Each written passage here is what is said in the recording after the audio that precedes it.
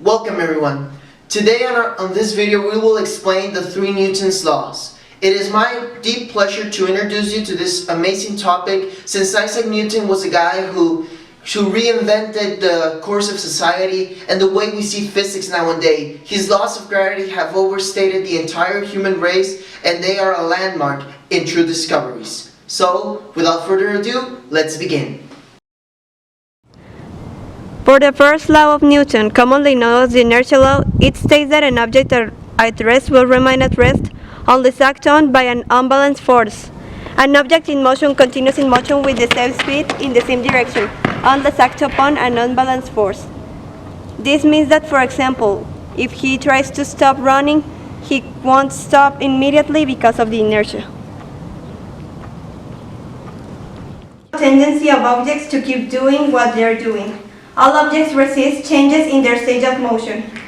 For example, if I stop moving this wheel, the ball will keep going because it was in motion with the wheel and it will keep the same direction and the same speed. Example of the inertia of motion is a person stirring a spoon in a glass of water.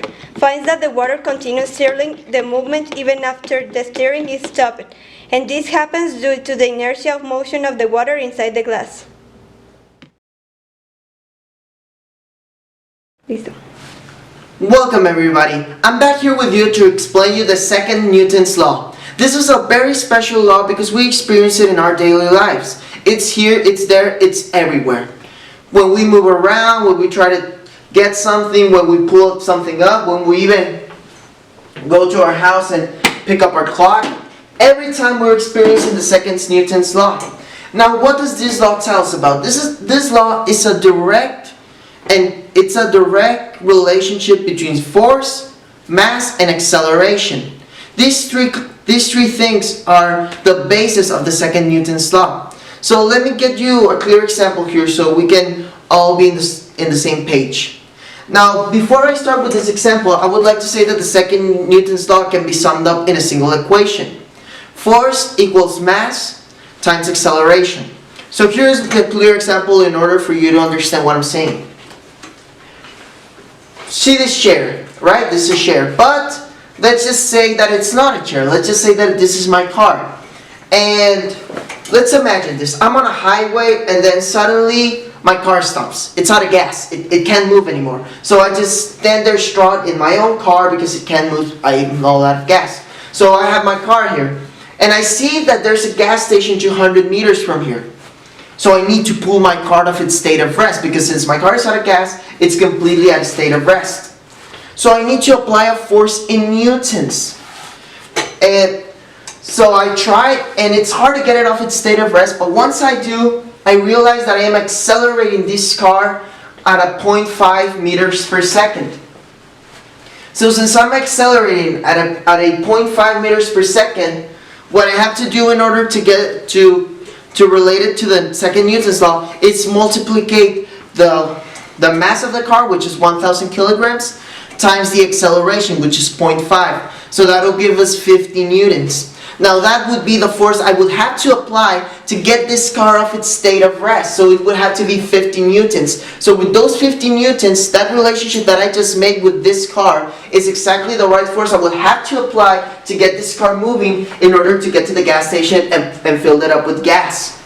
So yeah, that is in long terms and in really concise words, what's the second Newton's law. So I hope you enjoyed it and that you understand it. We'll move on to the third law right away. Thanks. Newton's third law of motion establishes the following. Every time an object exerts a force against something else, the second object will respond with the same strength in the opposite direction. As we can see in the following example, as soon as the ball hits the stairs, the ball gets back with the same force but in the opposite direction. Also see a crash.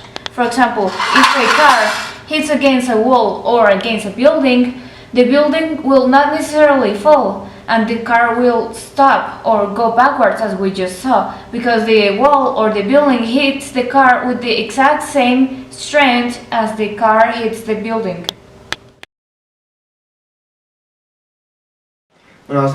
And as you can just see, this was in concrete words, the 3 Newton's laws. I really hope you enjoyed this and really learned something about it.